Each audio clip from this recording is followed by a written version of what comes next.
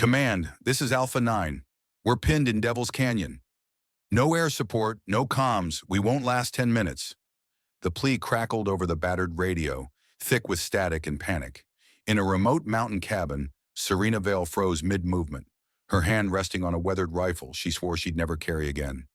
Outside, the wind whispered over the ridges, the same ridges now hiding 12 men from certain death. She exhaled slowly, eyes narrowing. Each shot came from nowhere. No sound, no muzzle flash. In just seconds, the elite snipers surrounding the SEALs dropped, one by one. They spun in confusion, searching, but the shooter was invisible. And then, from the shadows, a small figure stepped forward, carrying a weathered wooden rifle, and a mark only survivors would recognize. The sun was sinking behind the jagged ridges of Devil's Canyon, staining the rocks in blood-orange light. Down below, 12 Navy SEALs lay pinned behind a cluster of boulders, their positions marked by thin trails of dust kicked up from enemy fire. The air was thick with the sharp crack of rifles and the hollow thud of ricocheting rounds. Somewhere above them, 3 separate enemy sniper teams had them triangulated. Every time a helmet peeked up, a shot rang out, close enough to send splinters of rock into the soldier's face. Command, this is Alpha 9. We're pinned in Devil's Canyon. No air support, no comms. We won't last 10 minutes. The plea burst through the battered field radio, thick with static, every word wrapped in desperation. Then came silence. The enemy had jamming equipment. Even that message might not have made it through. Miles away, the road to the mountains wound like a scar through the earth. Dust trailed behind an old military jeep as a young lieutenant gripped the wheel with white knuckles. His face was pale, drawn from fatigue and the knowledge that his friends were running out of time. He didn't have coordinates for an airstrike. He didn't have artillery support. What he had was a name, passed to him in hushed tones by an older master sergeant who claimed he owed his life to her. Her name was Serena Vale. The lieutenant had never met her, but the way the sergeant spoke, you'd think she was a myth. The kind of story told over campfires to rookies who hadn't yet learned what real fear was. A ghost with a rifle, a shadow on the ridge. Once part of the ultra-classified unit known only as Vortex 7, Serena had racked up over 90 successful missions in multiple war zones. Not one failed extraction, not one missed shot that mattered. Her codename, Spectre, was whispered in enemy camps like a curse. But 5 years ago, a severe knee injury had ended it all. 3 surgeries couldn't restore the agility required for her kind of work. She vanished from the grid, trading classified ops for an isolated cabin high in the mountains. The lieutenant didn't know if she'd even answer the door. By the time he reached the cabin, twilight had settled in, and the surrounding peaks loomed like dark sentinels. The structure was modest. Weathered timber, a metal chimney, no sign of electricity. He knocked. Once, twice. On the third knock, the door creaked open just far enough for a woman to appear in the dim light. She wasn't what he expected. No combat uniform, no tactical gear. Just worn cargo pants, a faded flannel shirt, and a baseball cap pulled low over graying brown hair. Her eyes, though, sharp as rifle scopes, reading him in a glance.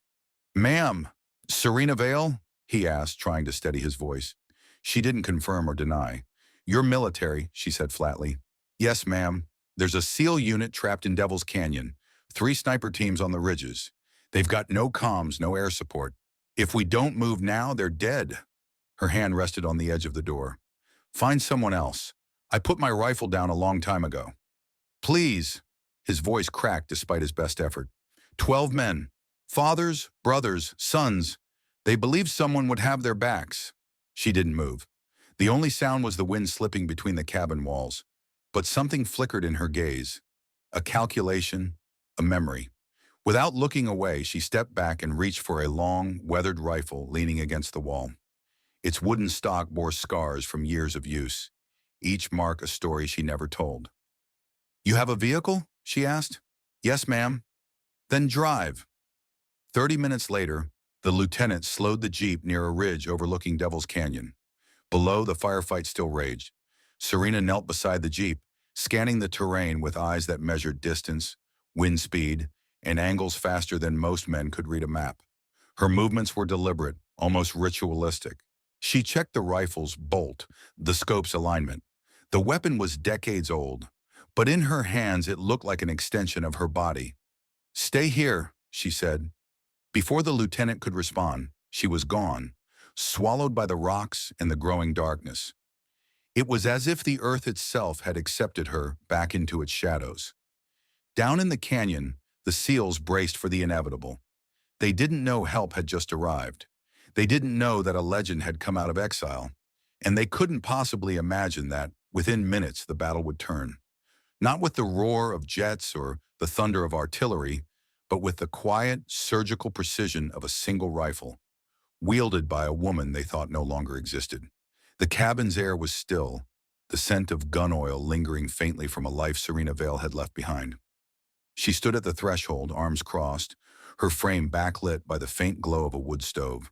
The young lieutenant's words hung in the air, clinging to her in a way she couldn't shake. 12 good men, trapped, no backup, no way out. She had heard countless pleas in her career, but this one was different. It wasn't strategic, it was personal. The lieutenant's voice trembled with more than duty. It carried the weight of lives she could almost see. Photographs in wallets, promises whispered before deployment. She told herself she was done, physically, mentally. The knee injury had taken her edge, and years of isolation had dulled her taste for war. Or so she thought. Her hand drifted unconsciously to the rifle leaning against the wall. The wood was warm from the cabin air, its worn surface etched with the kind of history that could not be erased. She stared at it for a long time before pulling her gaze back to the lieutenant. His eyes, bloodshot from exhaustion, held something she recognized: raw desperation. She sighed, a sound heavy enough to carry 5 years of solitude. 5 minutes, she said. Pray my knee holds. The preparation was methodical, almost ceremonial. She laid her gear on the table: the rifle, a small field pack, a canvas pouch of ammunition. No modern gadgets, no night vision helmets, no thermal scopes. Just the tools she trusted. She checked each bullet for imperfections, the way a jeweler might examine diamonds, because in her work, a flaw could mean a missed shot, and a missed shot could mean a dead man. Her movements were deliberate. Each step back into this world came with its own ghosts. She remembered the faces of those she couldn't save, the hollow eyes of soldiers who had made it home only in body. Survivors, yes, but never the same. She had lived with that burden for years, tucked away in these mountains where silence dulled the sharp edges of memory. Now she was sharpening them again. The jeep ride to Devil's Canyon was quiet, save for the grind of tires over gravel.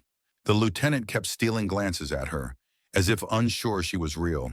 She sat still, her eyes scanning the landscape, mapping wind currents and memorizing terrain contours without even realizing it.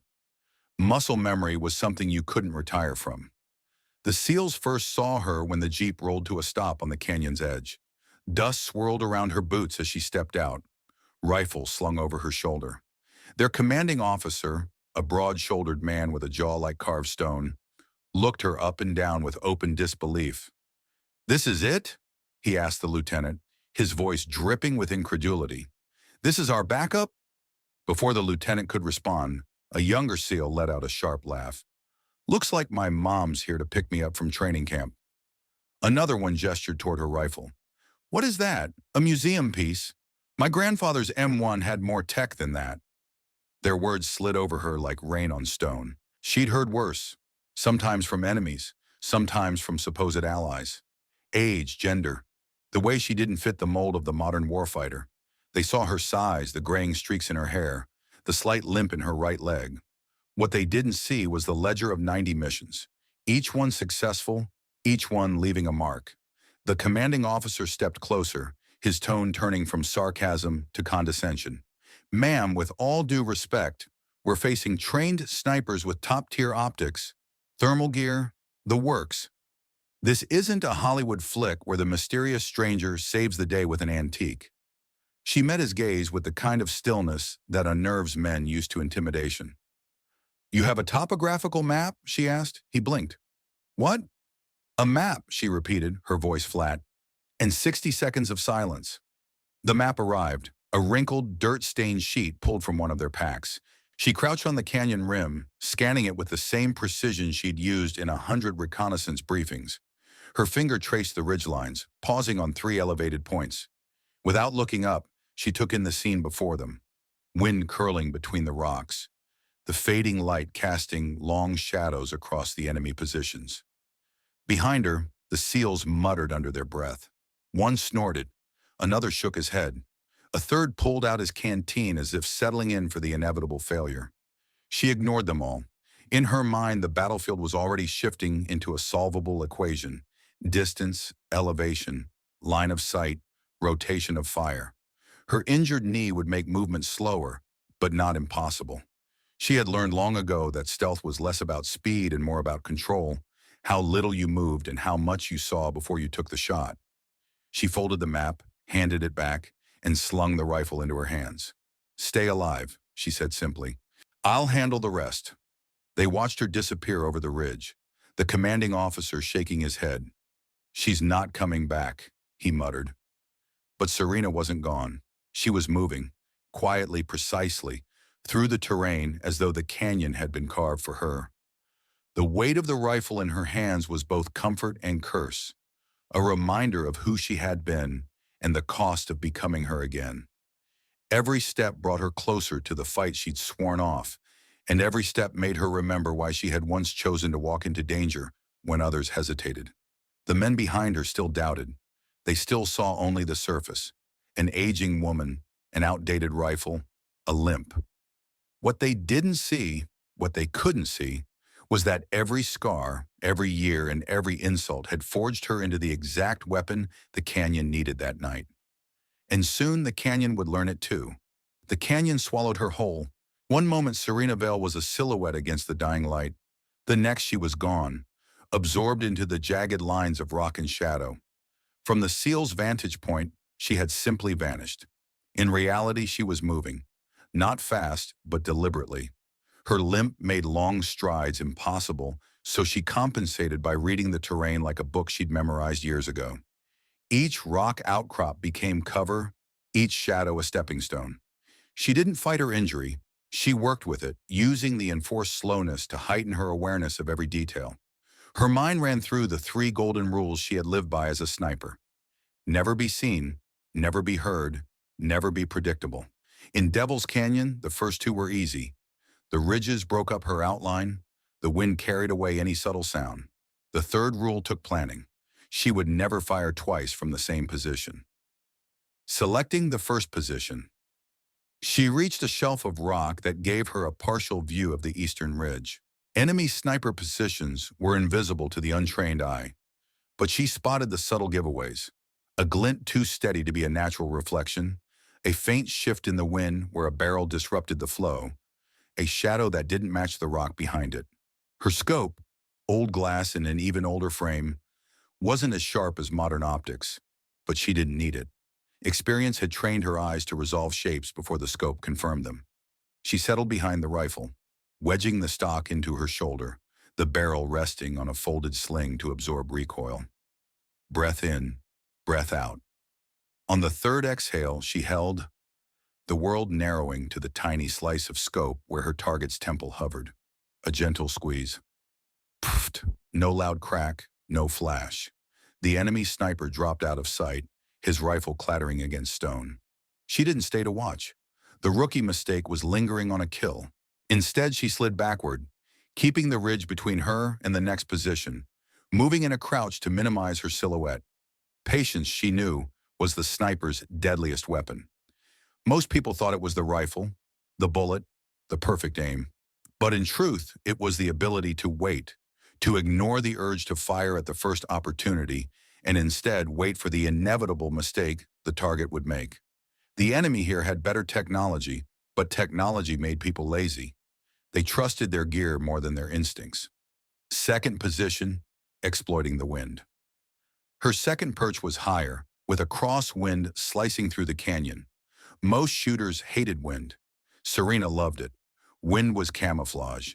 It masked the faint rustle of fabric, carried away the tiny noises of movement, and, if you knew how to read it, became part of the shot. She licked her finger, held it up briefly, and felt the cool bite from the left. 10 knots. That meant a 4-inch drift at 600 yards. She adjusted her hold slightly, her right elbow locked, cheek welded to the stock. This target was different. A spotter, glassing the SEAL's position and relaying adjustments to the other snipers. He never saw her. By the time the wind shifted his scope reflection into her line of sight, she had already compensated. One breath, half a squeeze. He slumped, radio still in hand. Third position. The Grenadier. By now, the SEALs had noticed something was happening. Enemy fire was slowing, but Serena had no time to enjoy their realization. She spotted movement, a soldier preparing to lob grenades into the SEAL's cover. He was crouched behind a boulder, partially exposed only when he reached for another grenade. Timing was everything. She let him pull the pin halfway, that moment when his focus was entirely on the weapon in his hand, and then took the shot. He collapsed, grenade tumbling harmlessly into the dirt. Moving between positions was as dangerous as taking the shots themselves. Serena hugged the canyon wall, stepping only when the wind gusted, using the noise to mask her movements. Her limp slowed her, but it also made her steps quieter. No wasted motion, no heel slams on stone. From above, she could see the entire layout now. The SEALs pinned in the center, enemies on 3 ridges, and the escape route blocked by a machine gun nest. She calculated she had 6 more shots to break the siege. 6 perfect shots, each from a new angle. The last sniper on the western ridge was good. Very good. He had shifted positions twice already, scanning for the ghost picking off his teammates. Serena used a trick older than she was. A shard of mirror angled just right to catch the faint reflection of his scope from behind a rock. She set up low, so low her cheek almost touched the dirt, aiming through a narrow slit between 2 stones. The trigger pull was slow, deliberate, the kind of pull that comes from thousands of repetitions. Impact. He fell back, rifle sliding forward into view. The machine gun nest was next. In the pause before repositioning, Serena's mind drifted. Not to the fight, but to the reason she was here. People always thought snipers craved the kill. They didn't understand. It wasn't about ending a life. It was about protecting the lives behind you. Every shot was a choice. Every choice had weight. You couldn't hesitate, but you also couldn't forget. She moved again, slower now, fatigue and pain seeping into her knee. But there was no time to dwell on it. The SEALs were still under threat, and until the canyon was silent, she wouldn't stop. By the time she reached her next vantage point, the battlefield had shifted. Enemy voices were louder now, panicked, their formation breaking. Serena steadied her rifle, the crosshairs already finding the machine gun operator. The canyon wind sighed through the rocks, breath in, breath out. The shot cracked softly and the gunner dropped. Silence followed, a silence that told her the tide had turned. The gunfire had faded into an uneasy stillness. Dust hung in the canyon air, like the last exhale of a dying storm. The SEALs were still crouched behind their cover, their ears straining for the next shot, but none came. The commanding officer risked a glance over the boulders. The ridges where enemy snipers had once ruled were now vacant, silent. The machine gun nest lay abandoned, its operator motionless beside it. One by one, the SEALs straightened from their firing positions, scanning the terrain for any sign of their unexpected savior. And then they saw her. Serena Vale emerged from between 2 massive slabs of rock, her movements unhurried, rifle held low. The once dismissive eyes that had measured her earlier now followed her in silence. Her clothes were dusted with the canyon's ochre grit. The knees of her pants darkened from where she had knelt. There was no triumphant grin, no swagger in her step, just the quiet composure of someone who had done this before, too many times to count. She walked past them without a word, pausing only to eject the spent magazine and check the chamber. The commanding officer's mouth opened, but for a moment, no sound came out. The transformation in his face was almost painful to watch, skepticism melting into something far more complicated. It was an older sergeant who noticed it first. He had moved to thank her, his eyes scanning her face as though trying to place a memory. When she turned slightly to adjust her sling, the sunlight caught the curve of her neck, and there it was. A small tattoo, weathered by time but unmistakable, a stylized vortex encircling the number 7, its swirling lines coiled like the wind itself. The sergeant froze mid-step. Every man who had served long enough in special operations knew that symbol. Vortex 7 wasn't just a unit, it was a ghost story told in the barracks. An unofficial squad operating in missions so classified, their names were never entered into formal records. The kind of soldiers whose deeds were spoken of only in guarded conversations. Long after the missions had ended, his hands snapped up in a crisp salute before he even realized it. "Welcome back, Spectre," he said, his voice carrying both awe and respect. The effect was immediate. The men who had laughed at her outdated rifle now stood straighter.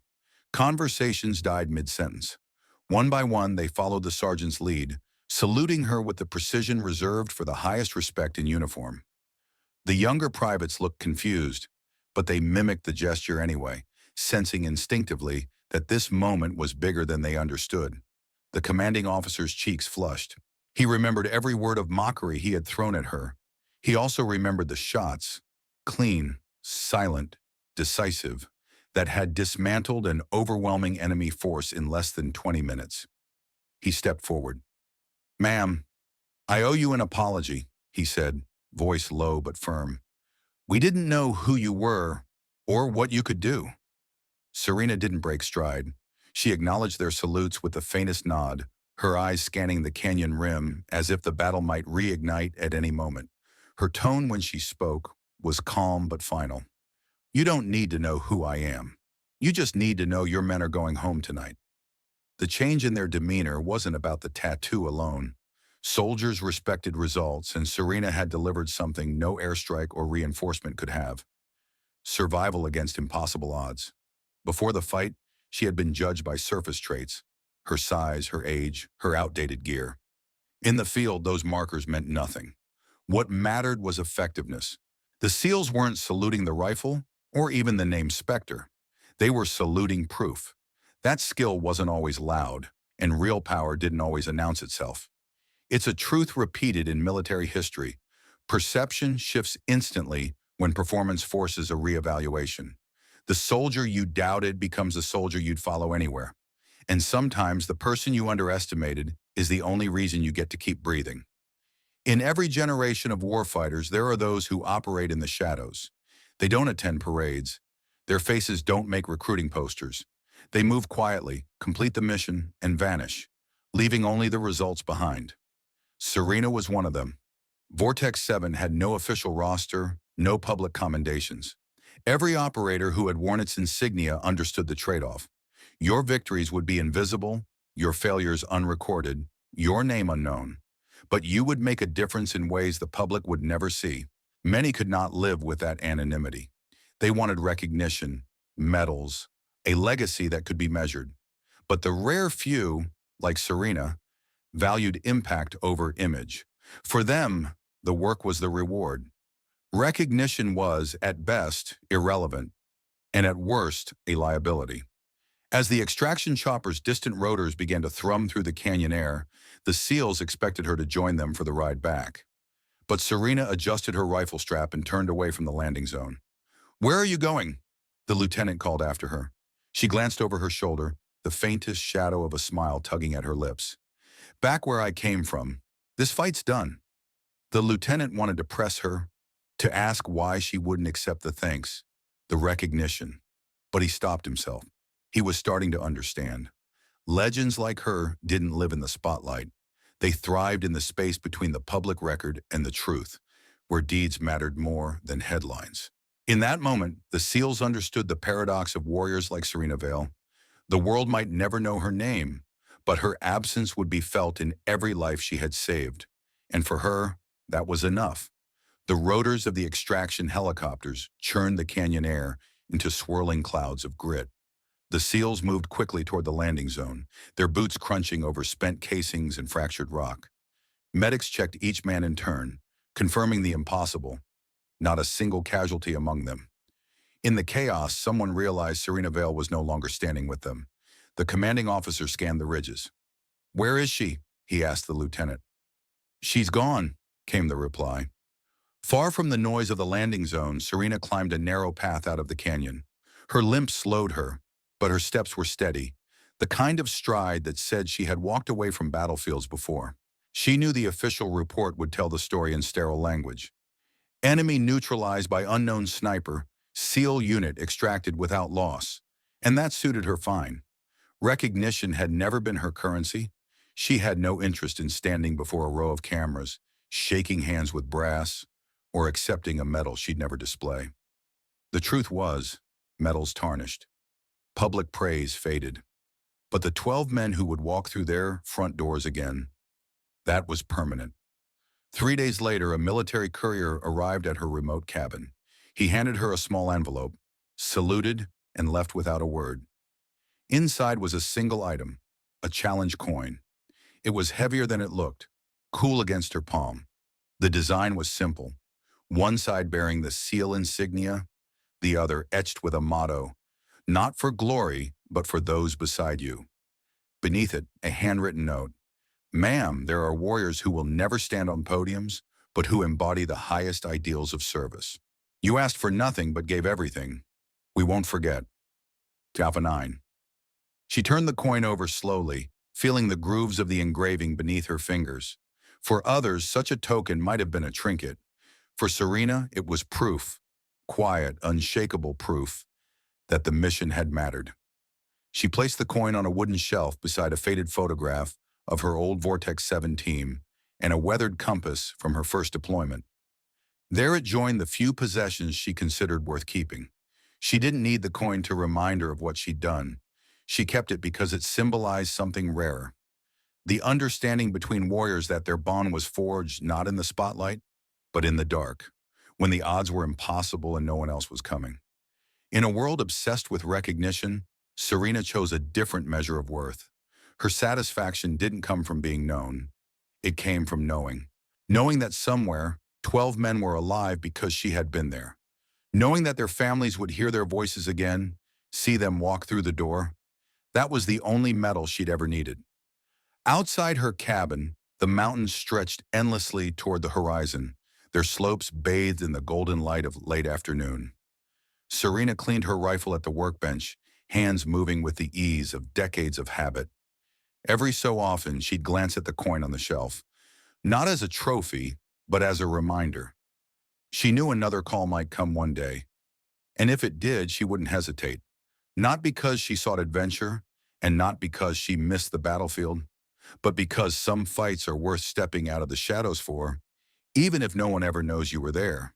The world would not remember Serena Vale's name, but in the stories told quietly among those who had served, she would remain Spectre, the guardian who appeared when hope was gone, and left before anyone could thank her. Impact, not recognition. Lives saved, not applause. That was her legacy, and that was enough. In the end, Serena Vale's story isn't just about a battle in a canyon. It's about something timeless. The quiet strength of those who protect without needing applause, the courage to act when no one else will, and the humility to walk away without asking for credit. In today's America, we still meet people like that, not necessarily carrying rifles, but carrying burdens most of us will never see. There are the volunteer firefighters who run into burning homes, the neighbor who checks on veterans living alone, the nurse who stays past her shift because a patient has no family. They don't do it for recognition. They do it because someone needs them. Serena's choice also asks us a harder question. In our own lives, do we measure worth by the praise we get or by the difference we make? It's easy to chase titles, likes, and public approval. But maybe the truest legacy is the one that lives quietly in the lives we've touched, even if no one knows our name. And then there's the mystery. How many Serenas are still out there? Men and women who once carried immense responsibility in silence, now walking among us in grocery stores, libraries, and small-town diners. If you met one, would you recognize them? Or would you, like those SEALs at first, only see what's on the surface? I'd like to hear your thoughts. Do you believe our society still values impact over image? Have you ever known someone who lived like Serena, hidden in plain sight, but extraordinary when it mattered? Share your story in the comments. Thank you for spending this time with me and for listening to this story. If it moved you, if it made you think, I invite you to subscribe, like, and share. Not just so more people can hear this, but because somewhere out there, someone might need to be reminded that their quiet efforts matter, and that in a noisy world, silent heroes still walk among us.